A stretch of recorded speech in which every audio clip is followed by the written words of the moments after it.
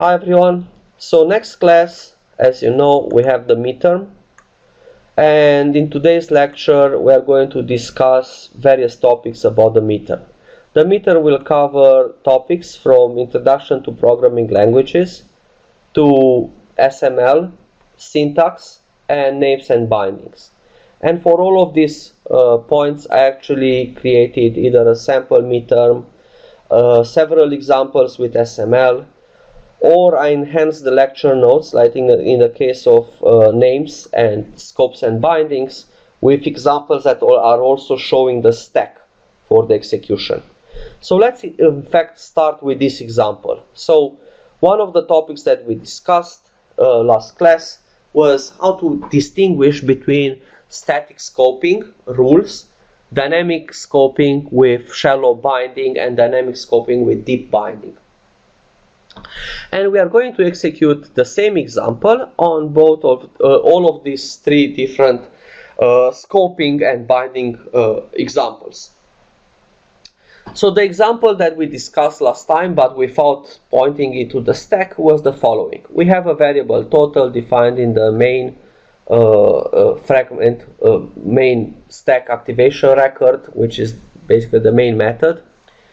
We define within that scope, that main method, also several other methods. In our examples, these are the function a, which increments the total with 1 but does not have its own total value, the function b, which defines a new total variable equal with 0 and invokes the function f, which it took as a parameter, as a formal parameter when it was invoked from the function c. The function c, which defines its own variable total and invokes the function b with the function a as an argument, as an actual parameter. In the main method, we invoke the method c. So one thing that we can see here is that we invoke the method c. If we execute it on the stack, we already have one frame on the stack for the main method. The total was equal with initially with 0. Invoking the method c, we'll call the method c, define a local variable total equal with 0, and invoke the method b with the parameter f equal with a. So b is executed, and at this point we see that f, the method f has assigned the value of the method a. Again, we define after we invoke the method the total variable equal with 0, a total variable equal with 0, and we invoke the method a. So now the method a does not know a total variable. However, in the static scoping case, it has a static link that points it to the latest invocation of the parent method in this program. So the parent method, basically within the scope, the static scope, the syntactical scope of the program, is the main method. So when it increments the total with 1, it actually increments the global total with 1, the total in the main method. When we finish the method a, we return to the method b, where we print the b is 0, because it's the total available from the method b. So b will print b0. When we finish the method b, we return to where we invoke the method b, and we print c followed by the local total, which is still 0. And when we return to the main method, we print t followed by the final total, the global total, which is 1. So the stack is actually the state of the stack after we incremented the total with 1. Basically, this is where we actually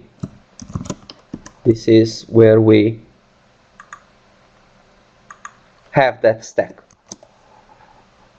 the state of the stack.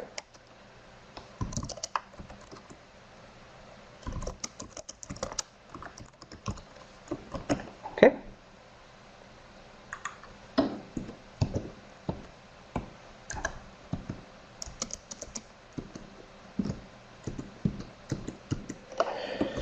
Any questions about static scoping?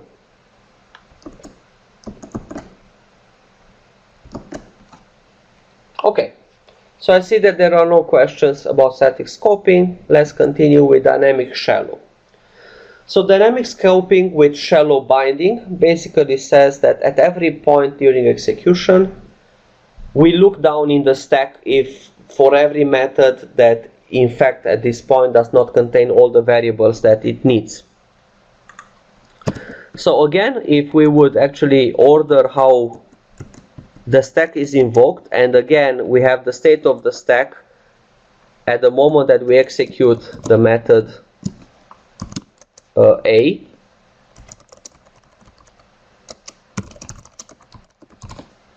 Let's again actually see how did we get there. This is the state of the stack. So again, in the main method we have a variable total initialized with 0. We invoke the method C. The method C defines its own variable total equal with 0. It invokes the method B with the parameter A as a parameter, as a actual parameter, which is assigned to F, the former parameter. So in the method B, F is equal with A. Then within the method B, we define a total variable equal with 0. We invoke F, which is A, and A increments the total with 1. Which total? There is no total in A, so it just looks it down in the stack and it finds the first total and increments it with 1. So when we exit the method A, we return to the method B and we print B followed by the local total, which is 1. So it will print B1. Then it returns to the method C. It prints C and the local total, which was 0. And finally returns to the main method and prints T followed by the global total, which is 0. So the output in this case is B1, C0, T0. Okay, so now let's see what happens with deep binding. So again, what we are showing is the state of the stack in this case.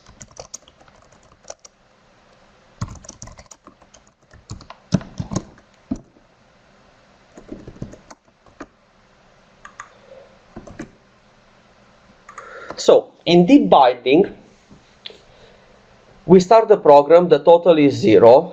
We invoke the method C, which defines its local variable total equal with 0. And then it invokes the method B of A.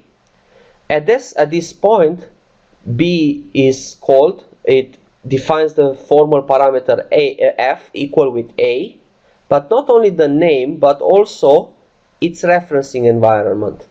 Basically, it's what is A, the method that we'll invoke A with the current referencing environment from this point down. Then we define a local variable total and we invoke the method F.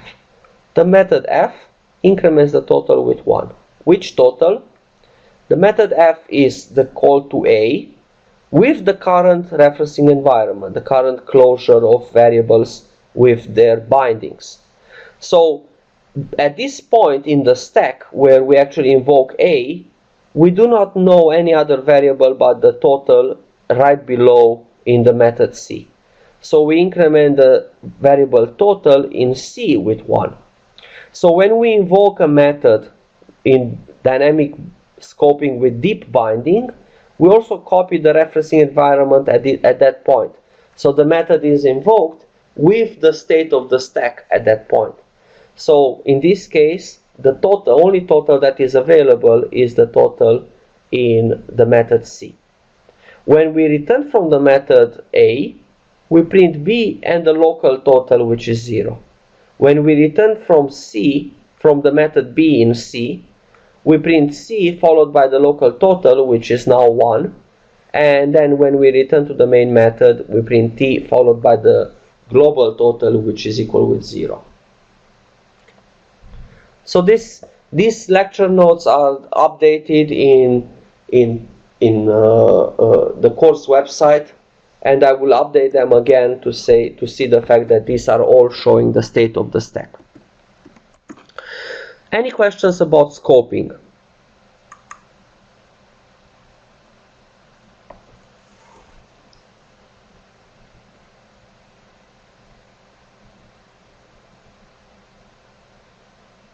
There are a few examples while you are asking questions.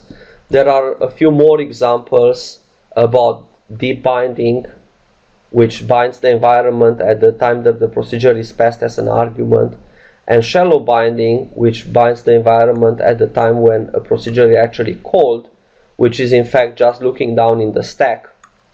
There are a few more examples in the lecture notes. So beside the one that we discussed, there are a few more. One that actually uses another example, basically this one here, which if you really want, we can actually build the stacks for these ones, but it will take a little bit longer for today to do that.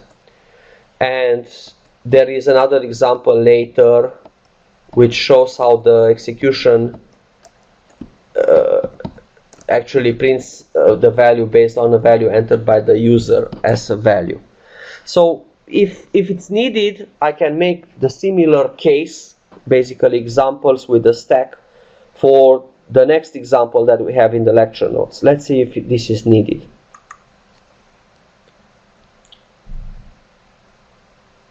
Okay, so first there is an example by Third for dynamic deep inside the function b.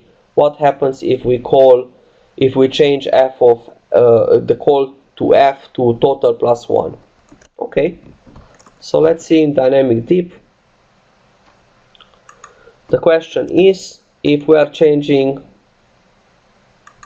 the code as follows, instead of invoking f, we are doing total plus equal 1.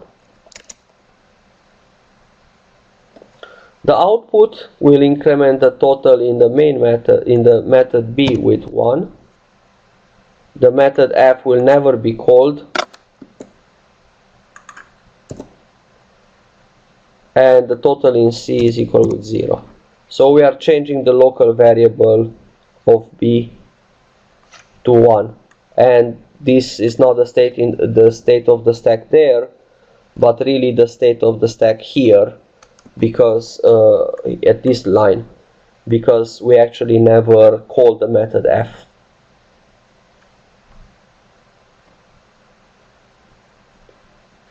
Any questions?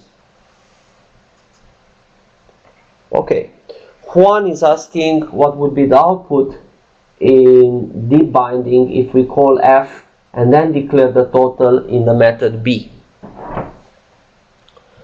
So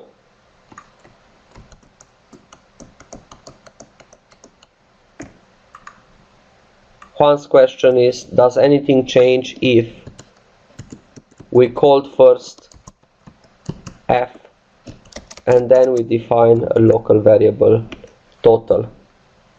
Nothing changes, because f is still bound to a, so this total, actually what changes is that the state of the stack will not contain that total, but it will contain it before we print it. So in effect, for our case, nothing changes. It will still print B0, C1 and T0.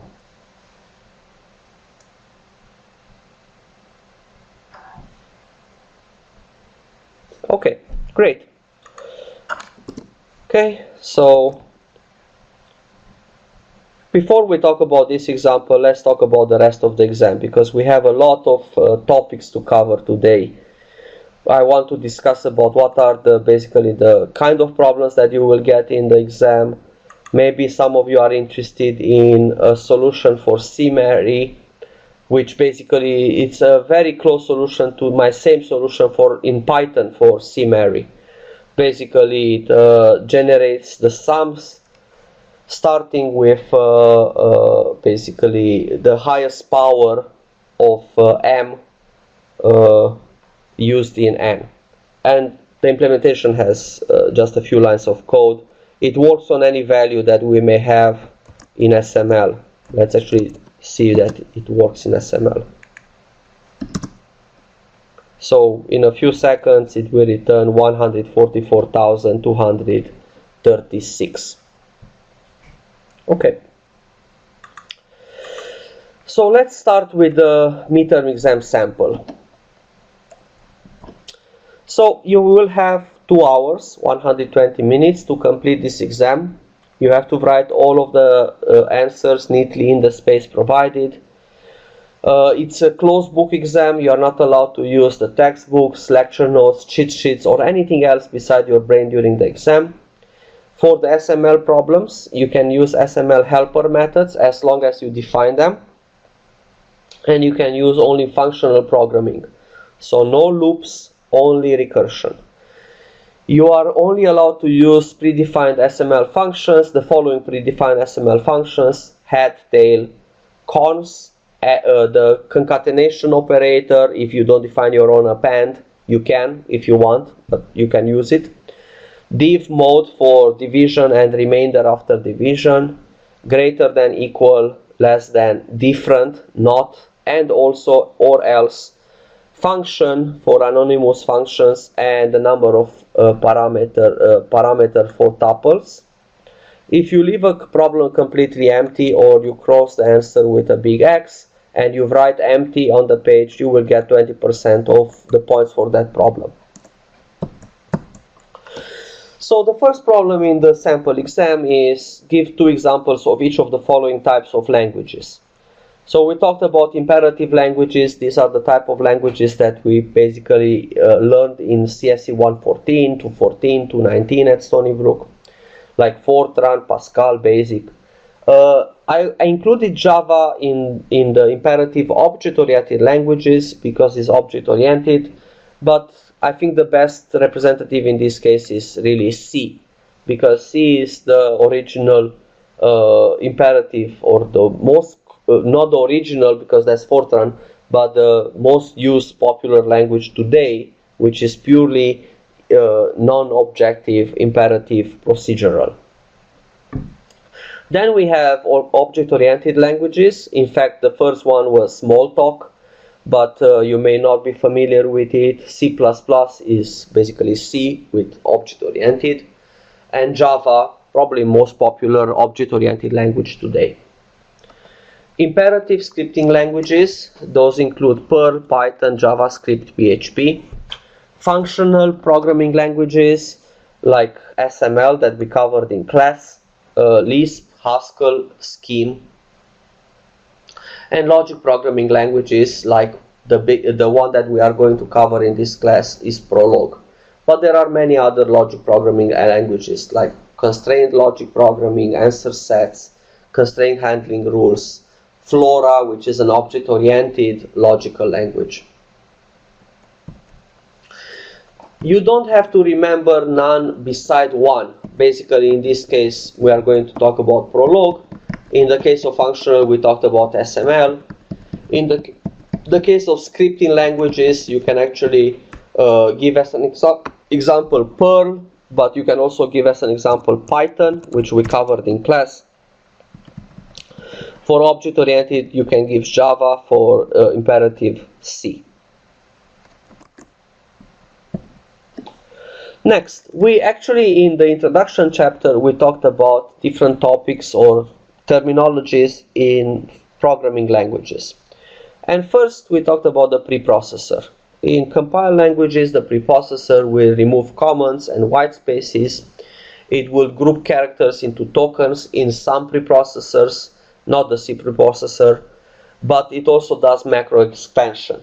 So macro expansion and removing comments, and in some cases remembering the line numbers, are the things that are done by the preprocessor. Bootstrapping. Some compilers are self-hosted. They basically are written in the language that they compile. So they usually start with a simple implementation, often an interpreter, like Pcode in the case of Pascal, and then it builds incrementally more and more sophisticated versions in the language itself. This is called bootstrapping. Basically, you write the compiler into the language that you are compiling itself. It's like eat your own dog food. You know exactly that you are going to implement a compiler in the language that you have. Let's see if there are any questions. So one question is, we will have 10 questions like in the practice? Yes, usually that is the case. I will actually put 10 questions in the in the real exam with 10 points each. Daniel notices that there are some microphone problems. I noticed in the recordings that there is a noise that is added by SB Connect and the microphone. Unfortunately, I can't remove that noise. I tried removing it by using different microphones, but I couldn't fix it. I noticed that if I change the microphone to my headphones microphone, the microphone doesn't work at all. Thank you. But let's try one more time. If I select the microphone to my head,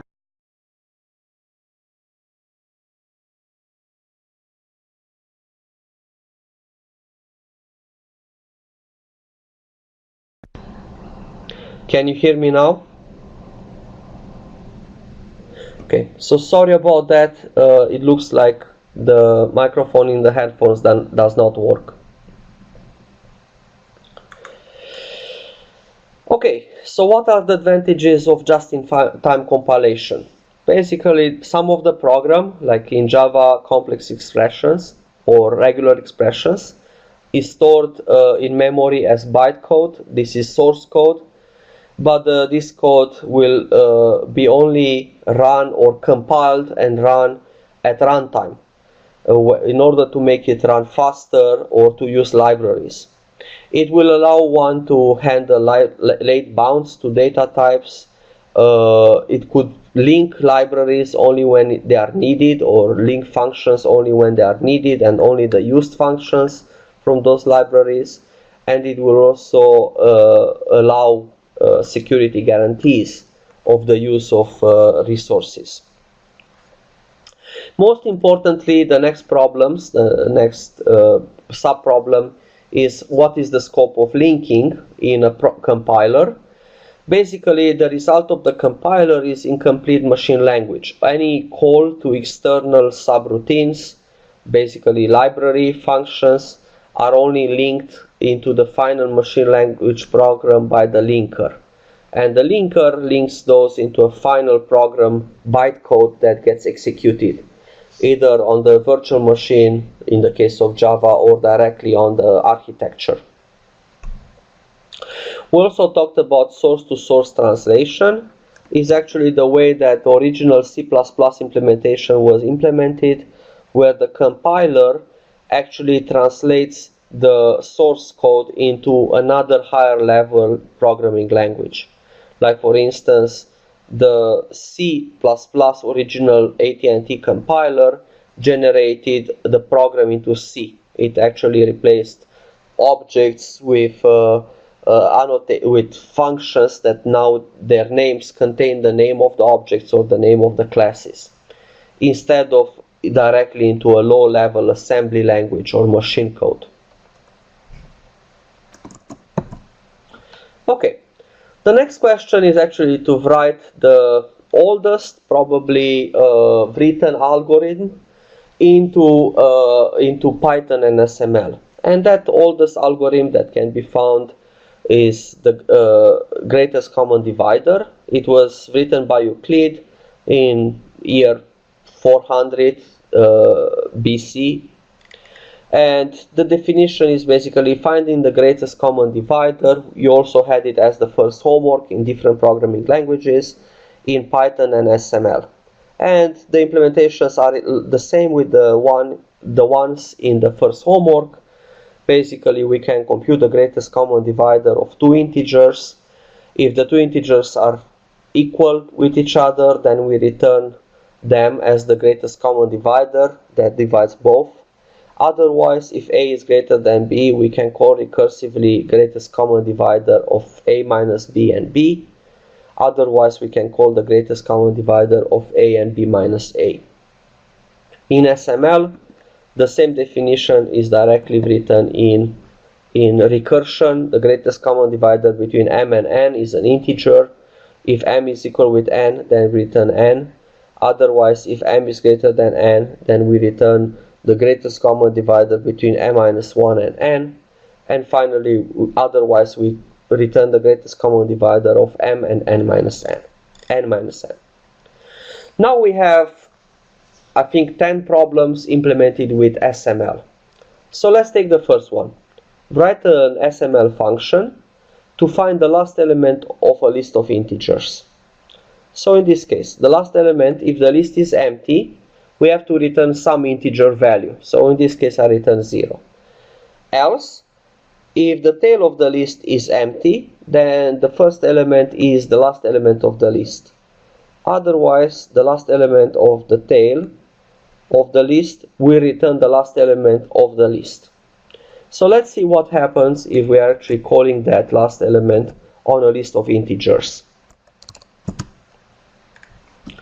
So last of 1, 2, 3, 4, 5 we'll call last of 2, 3, 4, 5, which will call last on 3, 4, 5, which will call last of 4, 5, which will call last of 5.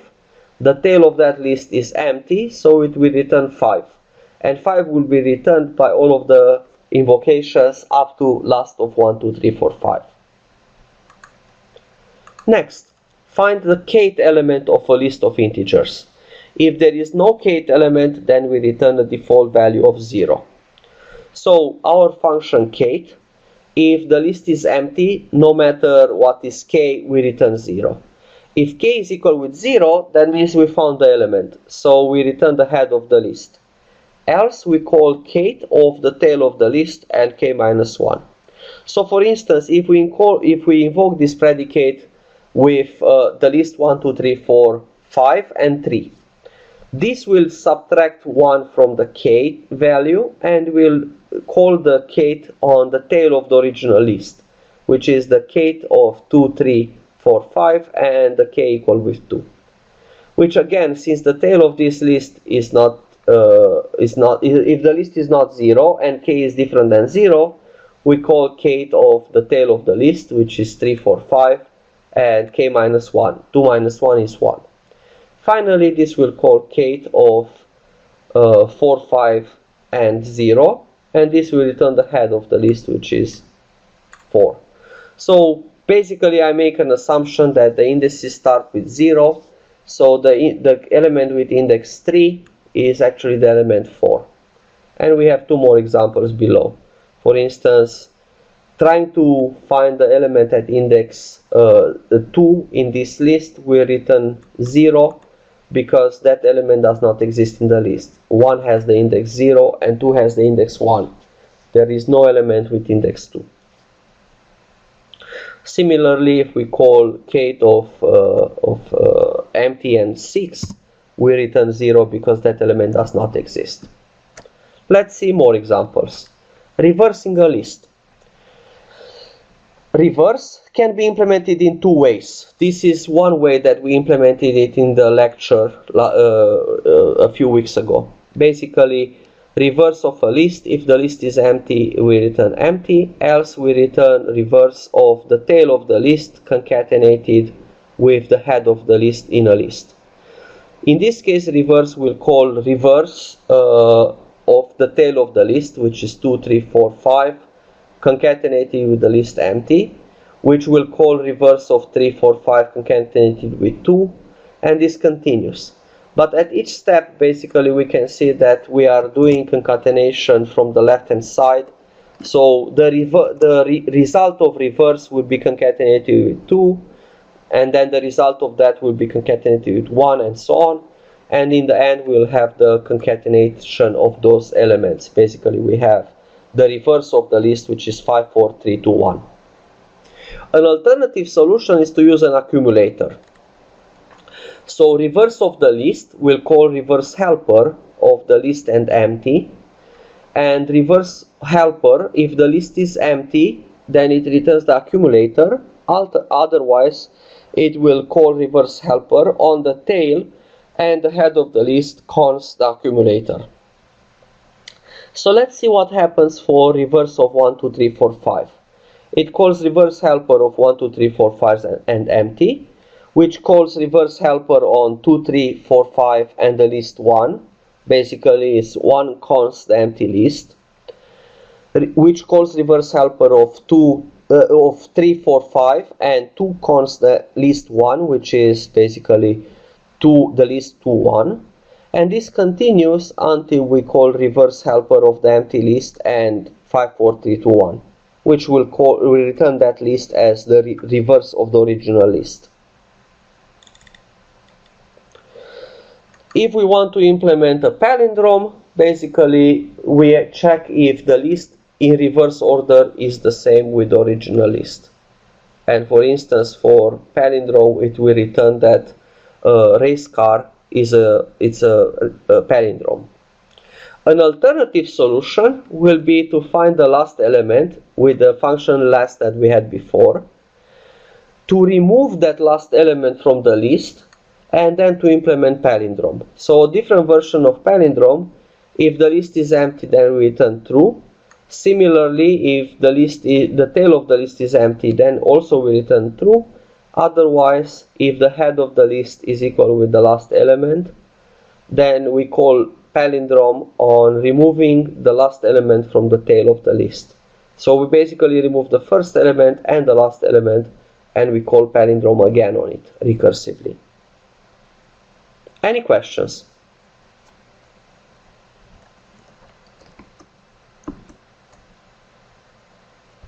Okay, excellent. More SML functions. So next function, let's flatten a list structure with 2 levels into a single list by replacing each list with its elements recursively. So for instance, flattening or appending all the sublists of the list that contains the list 1, 2 and the list 3, 4 will basically return a new list that contains the elements 1, 2, 3, 4 in a single list. So flattening takes a list of lists of integers, L, and returns a list of integers. If the list L is empty, then we return empty. Otherwise, we return the concatenation of the head of the list, which is a list of integers, with the result of flattening the tail of the list, which is also a list of integers. So let's see what happens. Basically, calling flattening on the list 1, 2, the list that contains the list 1, 2 and the list 3, 4, will call append, or basically concatenation, of the list 1, 2 with the result of flattening of the list that contains the list 3, 4. Which now will actually call flattening. So we will have concatenation of the list 1, 2 with the result with the list 3, 4 concatenated with the result of flattening of the empty list. So that will actually return the empty list, because the list that we passed as a parameter in that case is the empty list, which will actually concatenate the empty list with the list 3, 4. We're not going to do that step by step, but basically if we do it, it will actually do it recursively internally as 3 cons the result of concatenating the list 4 with the list empty, and that will actually call internally concatenating the list 4 or the element 4 with the empty list concatenated with the empty list. Actually this is the case, and that will actually return back on the way back the list 1, 2, 3, 4. Any questions?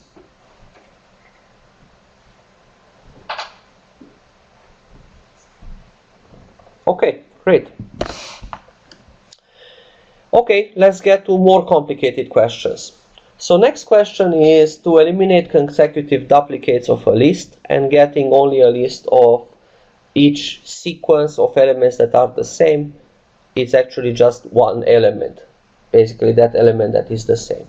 So for instance, if we invoke this function compress with, let's say, 4 A's, 1 B, 2 C's, 2 A's, 1 D, and 4 E's, it should actually return just 1 A, 1 B, 1 C, 1 A, 1 D, and 1 E. So compress. So compress can be again implemented in different ways, with helper functions, or could be implemented on the spot. Let's do it on the spot with one function. If the list is empty, we return empty. Otherwise, if the tail of the list is empty, we return the list, because basically it contains only a single element, is not a duplicate. Otherwise, if the head of the list is equal with the head of the tail of the list, basically the first two elements are the same, then the first element can be ignored and we call compress on the tail of the list. Otherwise, we keep the head of the list, the first occurrence of the duplicated, or basically the first element, and we call the rest, compress on the rest of the list. So in this example, it will basically eliminate from the first list the A, and then it will eliminate from it will keep B, and will eliminate from the second sequence of A's the first A. It only keeps the second one. Any questions? Okay, there is one question in the chat. What is the difference between concat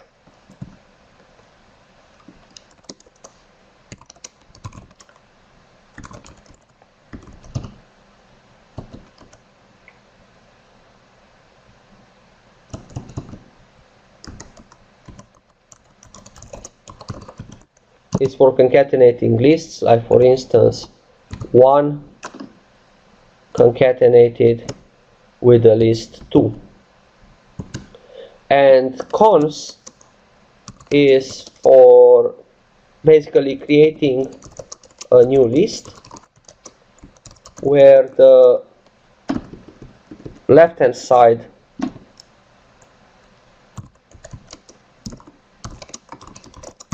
of cons is the first element, and the second list is the tail of the result. So for instance, 1 cons the list that is 2.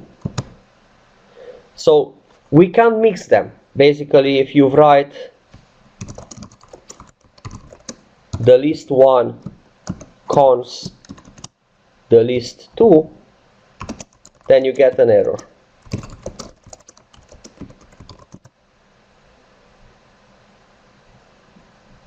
And similarly, if you try to write 1 concatenated with the list 2, you will get an error. So the difference is really in the fact that they are different. One is for concatenating lists, one is for creating a list from the first element, and the second list as a tail.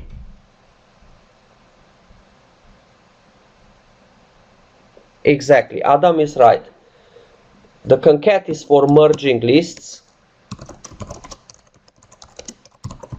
Not really, I mean it's for concatenating lists or appending lists, and the other one is for inserting at the beginning of the second list an element, but it's not really for inserting, because you are not modifying a data structure. In functional languages, everything is a function invocation, so you pass in as parameters one element and the list, and it returns the list obtained by putting that one element at the beginning of the tail of the second list.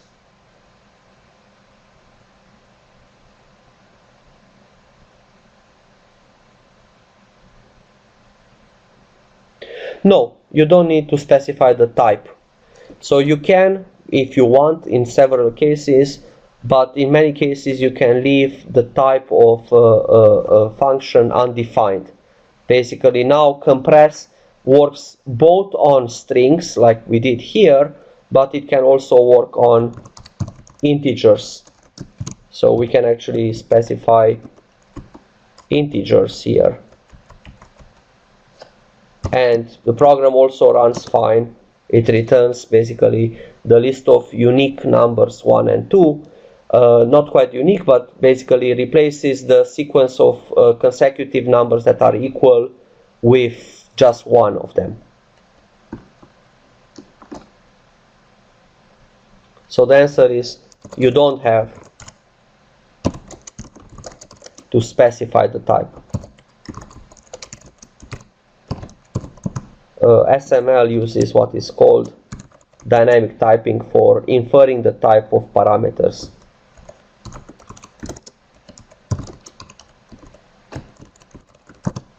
So it infers the type of parameters. Okay, excellent. So let's continue with the next problem in SML, packing consecutive duplicates of a list into sublists. So if the list contains elements that should be placed into repeated elements, consecutive repeated elements, we should extract those consecutive repeated elements into a sublist in the answer.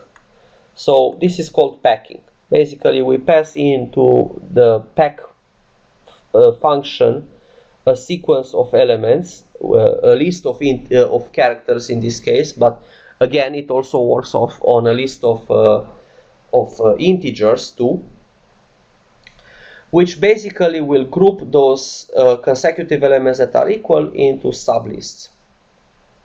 So the function pack takes a list as a parameter.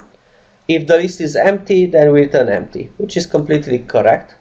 Otherwise, it calls pack helper on the head of the list, followed by the head of the list in a list, followed by the tail of the list. So what exactly we are doing? We are using an accumulator again. Basically, you take out the first element, you put it in this accumulator, which is called a prefix, and you call it on the rest of the list, which is the list L.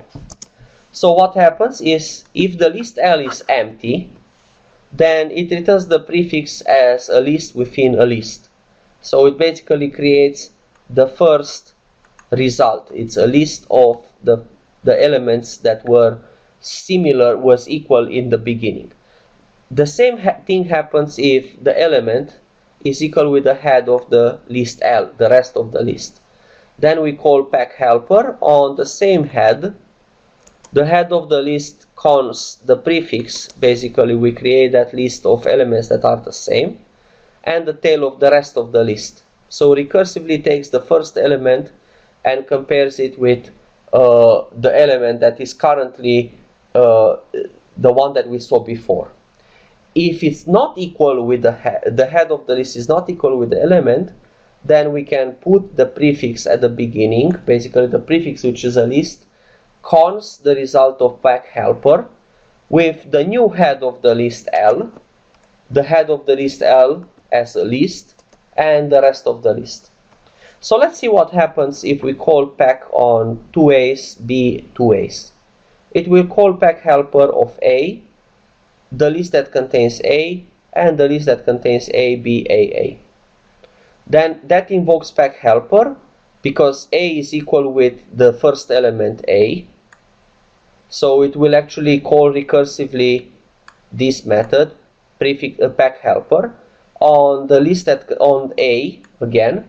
The list that contains now A consts the list that contains A, which is the list of 2A's, and the rest of the list. Because B is not equal with A, now it will invoke pack helper on B, the head of the list that contains B, and the list that contains A 2A's.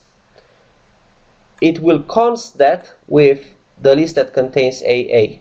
So now we have AA const the result of consting B with pack helper of A, and again the prefix in this case is the list that contains A, and the rest of the list is the list that contains A, which will actually collect the last 2A's into a list.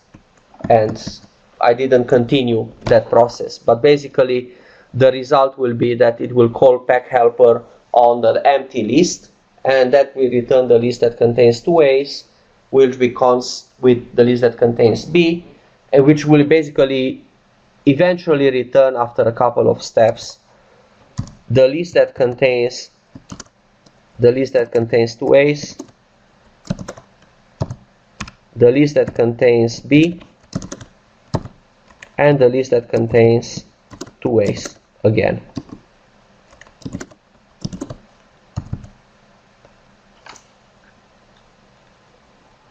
Any questions about this problem?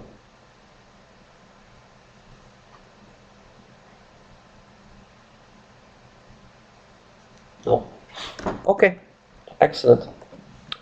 Okay, so what about if instead of returning the elements within sublists, we actually want to return what elements we saw how many times?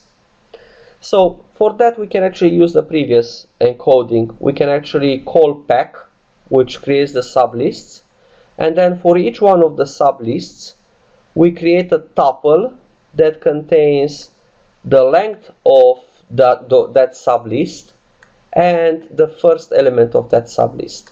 So in this case it will basically return that the result is the list that contains 2 A's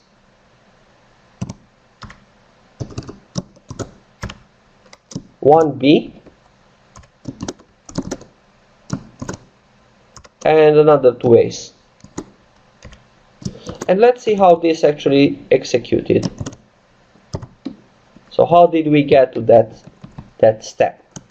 So encode will call encode helper of the result of pack, but the result of pack from the previous method is a list that contains A,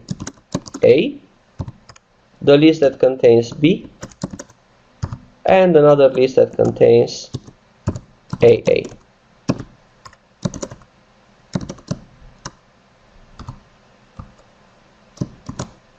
Okay, so now encode helper checks if the list is empty. It's not. So it will return the length of the head of the list. The head of the list is the 2 A's, so the length, and the head of the list. So the head of the list is AA, and the head of that is just A. And that will be cons with the result of pack encode helper of the rest of the list, which is the list that contains B and the list that contains 2 A's.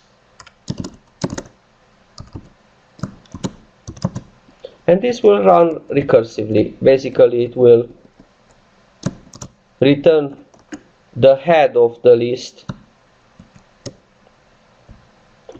length and the head of the list, which is B, as a tuple, and we'll call encode helper on the tail of that list, which eliminates the head.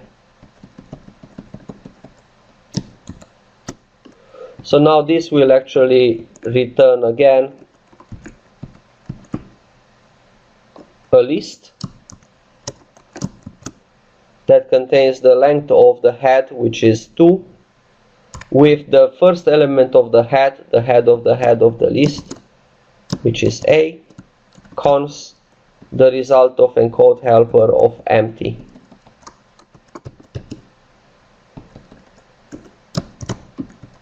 Which now it will compute that value. Basically this is empty, and now we can actually compute, we return the result of 2 cons, 2A cons the list that contains empty, which is just the list that contains the tuple 2A. And now we actually create another tuple. It's the list that contains A cons the list that 2A cons the list that contains 2B, and the rest. And finally we get the final result. An alternative solution, which is actually a very interesting solution in my opinion, is to use the map function. So for every element x that we are getting from packing, create a new tuple, which is the length of x and the head of x. So we invoke pack from the previous problem, and for every element which is a sublist, which is a list in pack, we actually compute the length of that list and the head of that list, and we collect it in a tuple, which will be collected in the list of all of those tuples, and therefore we implemented encode in one single function. I think this is quite interesting solution for map. Basically, the map definition that we had in our class was function map that takes a function, let's call it f, and the list L, and applies that function for every element of the list. So if the list is empty, then we return empty, else it computes the function f on the first element of the list L, and then it consists the result with map of the function f on the tail of the list L. So now these two together actually do exactly what we are expecting. This is an anonymous function that for every element in the list obtained from pack, we basically create a tuple of the length of that element and the first element, and that will be collected in the output function list of the function map. Let's see if there are any questions about this implementation.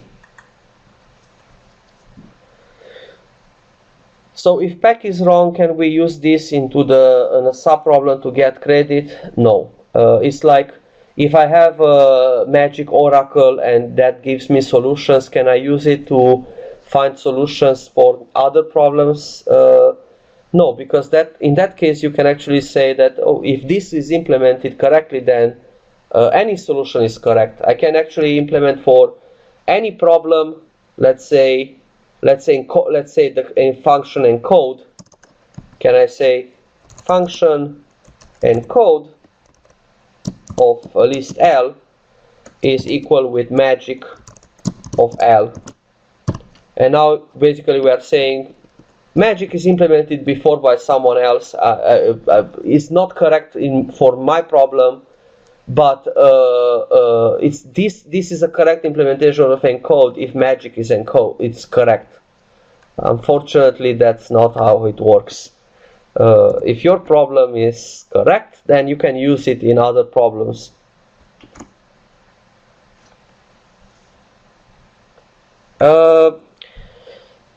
Yes and no.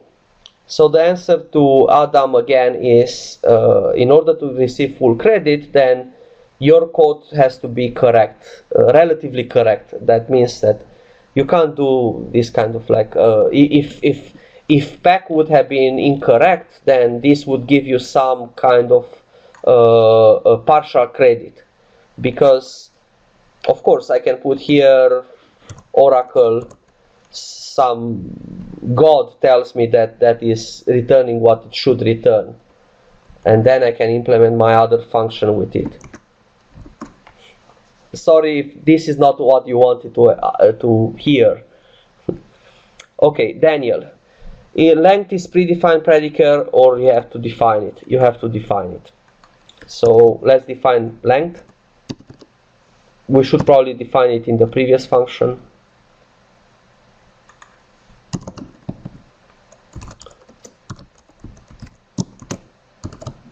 Let's define it with patterns. The length of the empty list is 0, else the length of a list that contains x cons access is the length of access plus 1.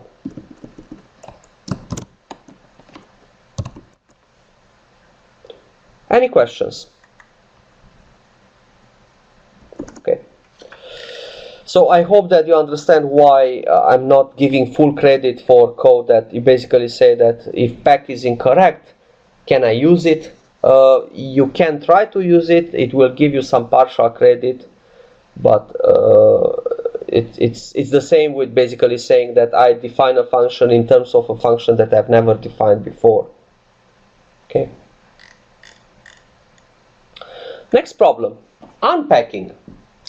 So let's assume that we are given a list of pack of tuples, the number of elements and the element, and we want to construct an uncompressed list of the elements. So for instance, in this case, I want to construct a list that contains 4 A's, followed by 1 B, followed by 2 C's, followed by 2 A's, followed by 1 D, followed by 4 E's. So unpack takes a number and an element E, and it creates the list of that many elements of that element E. So for instance, an example of unpack list, let's say that I want 2 A's. It would be a list that contains 2 A's. Okay, so now we can define unpack. So in my case, unpack takes a list and a string, but the type of string could be actually any element. You can actually use A here, that will actually give you an unpack that works on any type of elements. And if the list is empty, then the result of unpack is empty. Else we called unpack list or single unpack of the head of the first element of the tuple that is returned from the head of the list, and the second element of that tuple concatenated with the result of unpack on the tail of the list. So unpack of the tail of the list basically returns the unpack of the rest of the list, and unpack list basically returns one of these unpacks. Basically, let's see what happens for unpack of 2 and A, 1 B and 2 A's. Basically, it will call unpack list of 2A, which recursively will call basically A cons the result of unpack list of 1A, which will call A cons the result of A cons the result of unpack 0 A's. Unpack 0 A's will return empty, so this will basically return A cons the empty list, which will call A cons the list that contains A,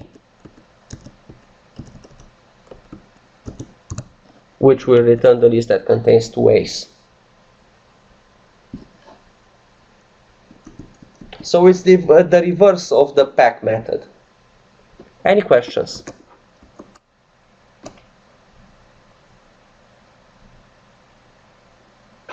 Yes.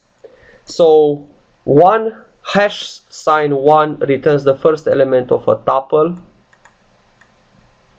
Hash sign 2 returns the second element of a tuple, and so on. This is also in the lecture notes when we talked about tuples. So here we have the fact that the components of a tuple can be obtained. For instance, if T1 is 1, 2, 3, we can obtain the first of T1, the second of T1, and so on, or the second of T2.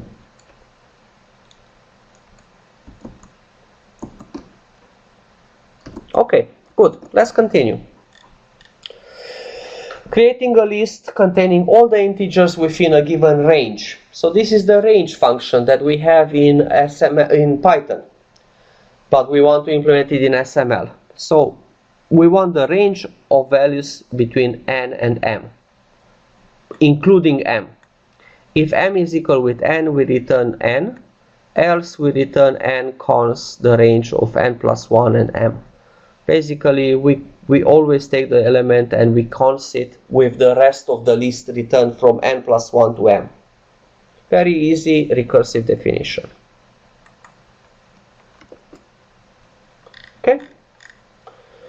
Next, syntax problems. So for the syntax problems, basically we are either given a regular expression and asked to obtain the DFA from that regular expression, or to describe what that regular expression means in English, or to build the grammar for that regular expression, or to build the derivation or the parse tree of that regular expression, of that grammar with the input string. In this example, we'll do all of them. So for instance, the first question is to describe in English what this regular expression means. First of all, we can see that the characters that appear in the regular expressions are A and B's. So this are strings defined on the alphabet of A's and B's. Second, that it starts with some prefix that contains a number of A's. It follows by an unlimited number of applications of B, followed by any number of A's, followed by B, followed by any number of A's. If we have to think what this regular expression does, it actually is any string that contains A's and B's with an even number of B's. If I wouldn't have this sign, basically the star after the regular expression, it's B A star, B A star, then it will be the string that has exactly 2 B's. That requires that at least exactly 2 B's, and it may contain any prefix of A's, any suffix of A's, and any number of A's between the 2 B's. But with that star, it means that we can have this pattern any number of times. That means that the number of even number of B's, we can have 2 B's, we can have 4 B's, we can have 6 B's, and so on. Limited number of even number of B's. And those B's can be separated by any number of A's. Now, if we want to write an unambiguous context-free grammar that generates that expression, we have to basically find any number of A's, followed by the sub-expression, which actually stands for this the pattern star expression, clean star expression. That pattern is basically either empty or is B followed by any number of A's, followed by B, followed by any number of A's. And the A's could be A followed by any number of A's or epsilon. Given that grammar, we can build the parse tree for the input string A, BAA, BAA, BB. So first of all, we can build it in 2 ways. And when you actually have this parse tree, you don't actually care if this was obtained from top to bottom or from bottom to top.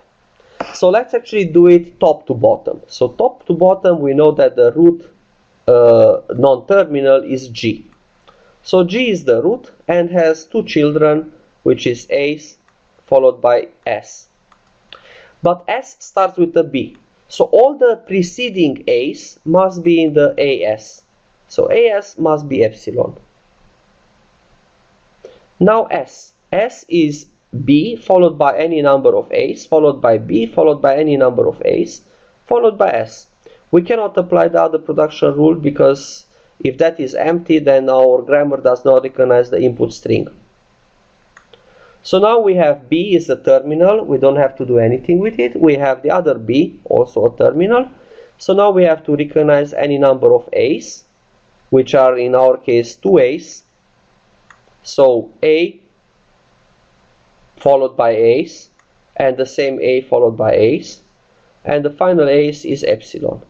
Similarly, for B followed by 2 A's, we have the same sub-parse tree for AS. Finally, we have to recognize any number of S again. But S again with A's, we have no preceding A's, we have only BB. So B and B, and these last A's and the next A's are epsilon because there are no more A's in our input string. Now you can think about this grammar actually having rules. This is an unambiguous grammar. It basically, you can think what is the possible input that we can have in this grammar. So the first character could be A or B or the end of string. In either case, this is the production rule that we are developing if we have to develop a table-driven parser.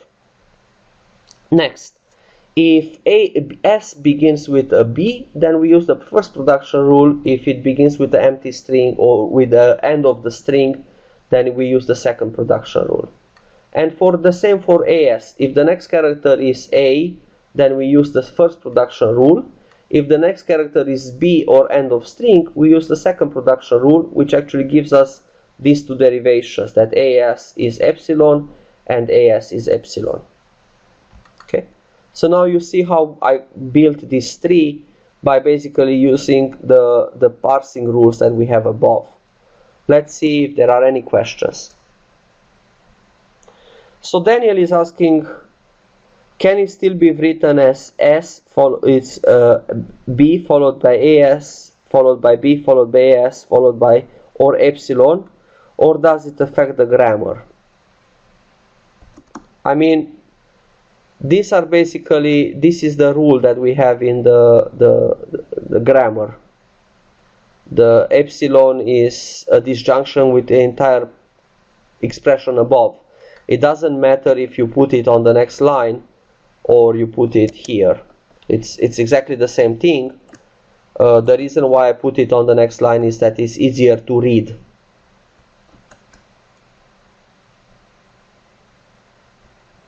So there is no difference between your grammar and my grammar. It's exactly the same. Any questions?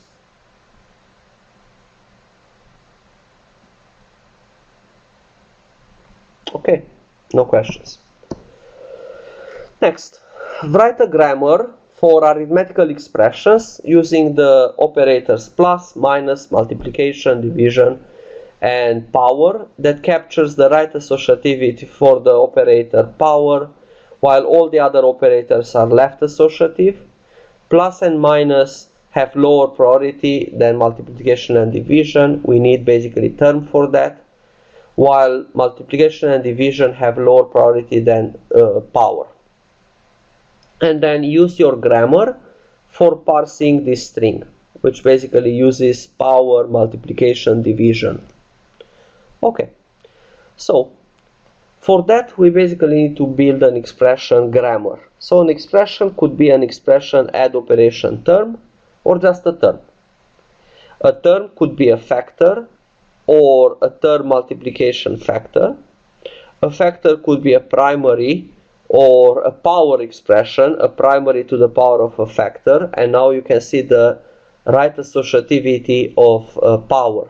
The fact that a primary to the power factor, a factor could be also, for instance, primary to the power factor, which could be in its own place primary to some power. Finally, a primary could be an identifier, a number, or an expression within parentheses, and add operation and multiplication are just operators. So let's take that grammar and use it to parse this input. And we can see that the grammar basically can, again, you can build the parse tree both from the bottom. In this case, the number is in primary. The number is a token, so you can directly identify it. Then a number is a primary, it's a factor, it's a term, which is an expression. You can build this from the bottom, from the right hand side, it's an LR grammar, or you can build it from the top, which most of you will find it more useful. Like for instance, in this case, we see that this is within factor. It's a primary to some factor.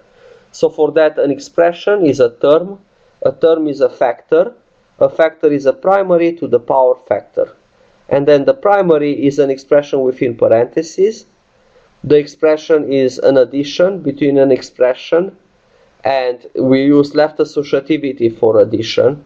So it basically it's 1 plus 2 in this expression, plus the result of multiplication, which is in fact that term. It's a term, which is a multiplication between term and factor.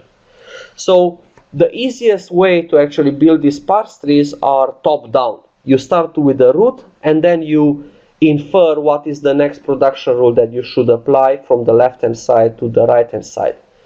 It's actually, since you're doing it on the paper in the exam, it's actually easier to just apply the parsing rules in the way that is intuitive for parsing. Like for instance, you know that multiplication has higher priority than plus, and plus is associative and so on. Okay. Last two problems in the sample exam are also grammars or parsing problems. The first one is a grammar for recognizing financial expressions represented in the American notation for checks. And checks basically have the following rules. You have to start with a dollar sign, then an optional string of leading asterisks is basically it's in order to discourage fraud, any number of stars, followed by a string of decimal digits, and an optional part consisting of a decimal point and exactly 2 decimal digits after the decimal point, like for instance .67. The requirement for the preceding decimal digits is the following. We have a string of digits to the left of the decimal point which consists of 0. Otherwise, it must start with a non-zero. In the case that there are more than 3 digits to the left of the decimal point, we want to group into groups of 3 from the right-hand side, counting from the right-hand side. And these groups must be separated by commas. For instance, we can have 1, 2, or 3 digits, followed by comma, followed by 3 digits, and so on, up to the decimal dot. So how do we write a regular expression or a grammar rule for this? I actually used a regular expression. So a financial notation starts with a dollar sign, then follows with any number. So the first star is actually the star character. The second star stands for the clean star. It basically says any number of the preceding pattern. In our case, the preceding pattern is the escaped star character.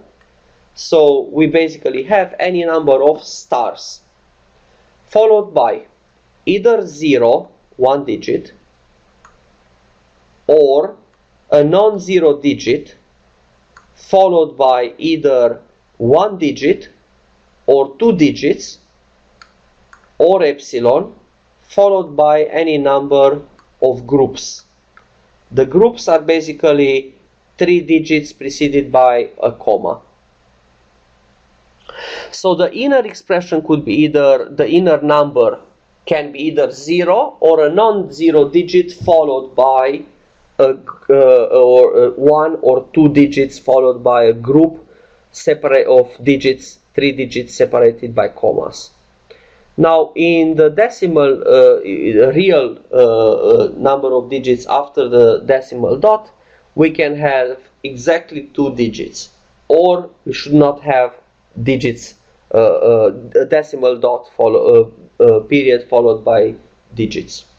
A non-zero digit is either 1, 2, or 3, or 4, or 5, or 6, or 7, or 8, or 9, and the digit is 0 or a non-zero digit. So now let's see how does it parse, for instance, 1, 3, 4, 5, decimal dot 6, 7. So in our case, basically, it will parse as dollar the star number, any number of stars as part of the regular expression, then a non-zero digit, which is 1, followed by comma 3 digits, which is the group. Each digit is a non-zero digit. That's the derivation, the parsing, the production rule that says that a digit is a non-zero digit.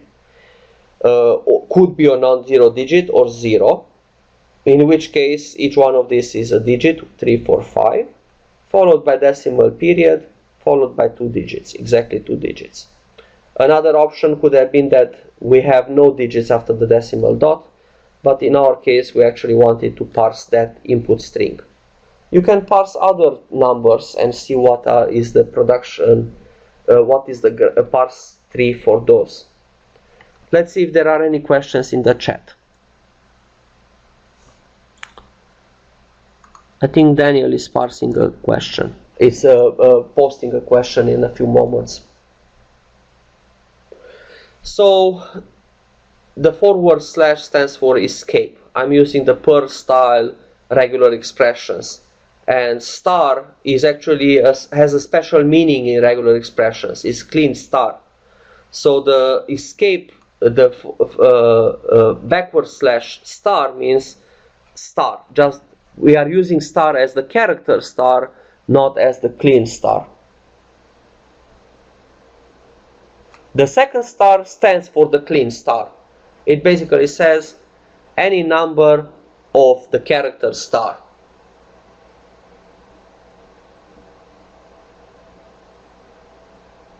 So Adam is asking in the question, is in the test we are not going to explicitly be required to write an LL or an LR grammar. You can be asked to write an LL grammar or an LR grammar. In fact, the grammar that we just wrote is an LL or an LR grammar.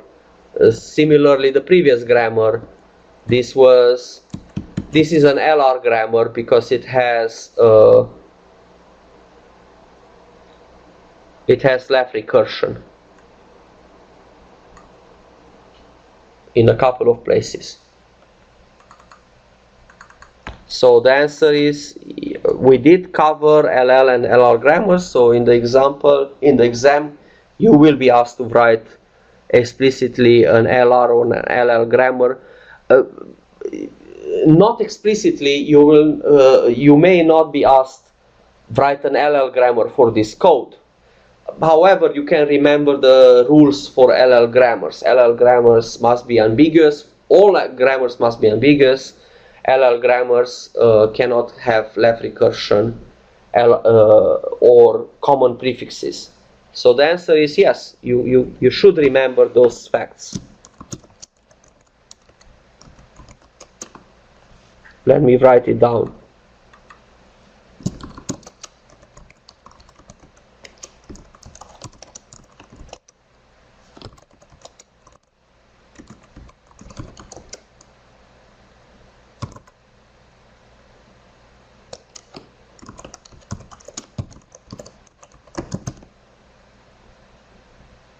No, you may not be given the choice to choose one of them.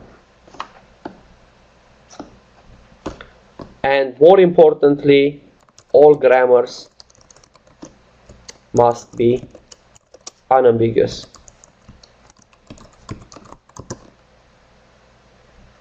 That is, for any input string that satisfies the grammar,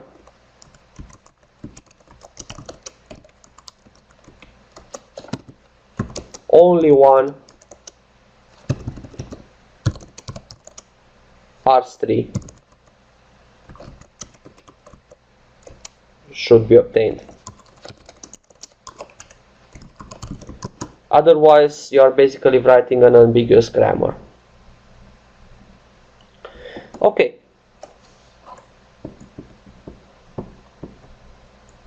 Last but not least, how basically this grammar parses the input foo of AB. So basically we start with this grammar that says that a statement could be an assignment or any other type of statement or a subroutine call. A subroutine call starts with an identifier, open parenthesis, argument list, and closes with a closing parenthesis. An argument list is an expression followed by an argument tail. An argument tail is a comma argument list or epsilon. And we should actually move these earlier when we defined what the subroutine call is.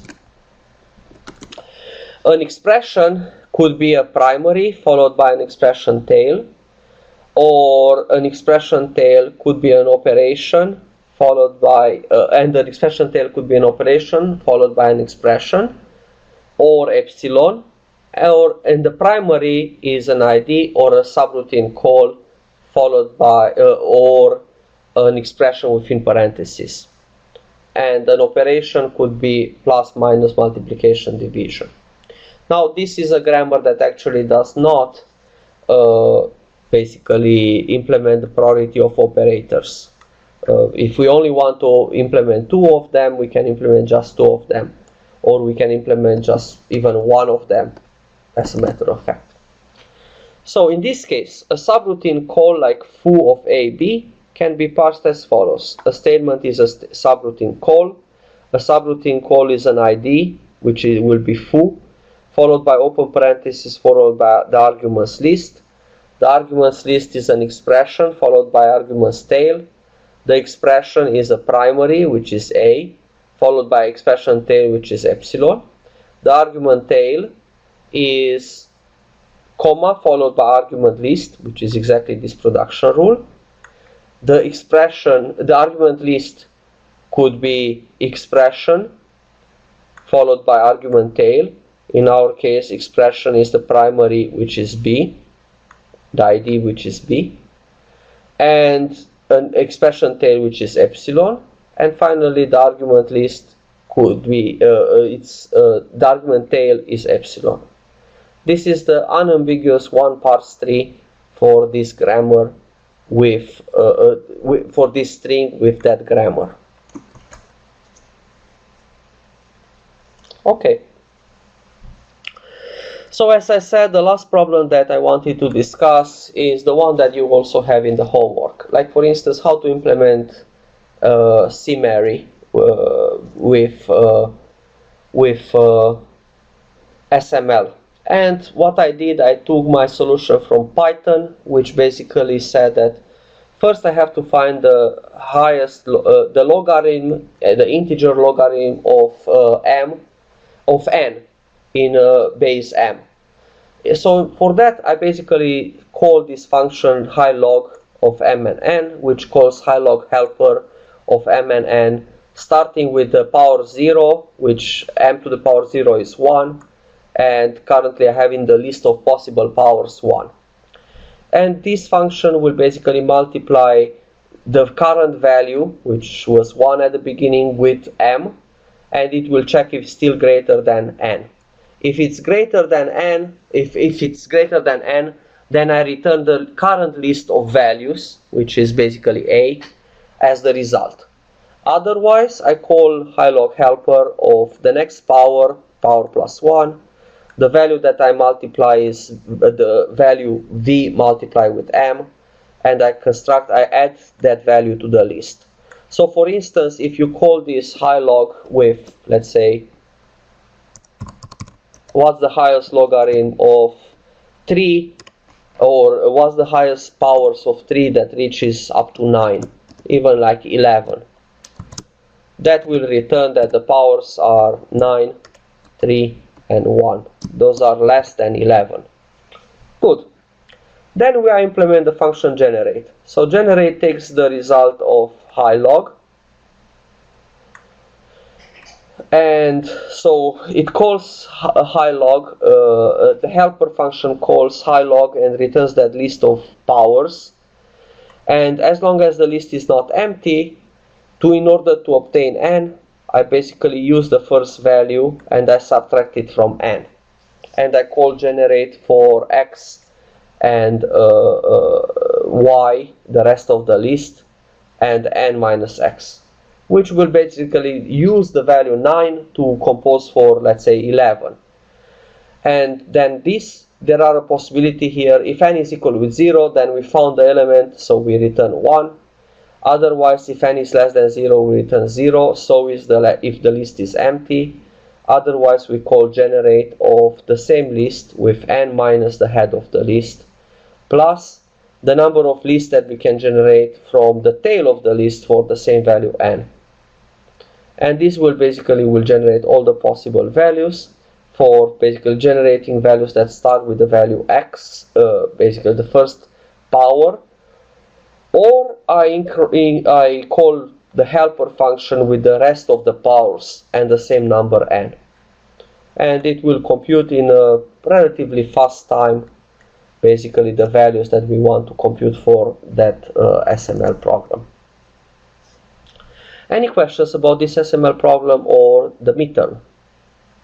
Meanwhile, I will record the lecture for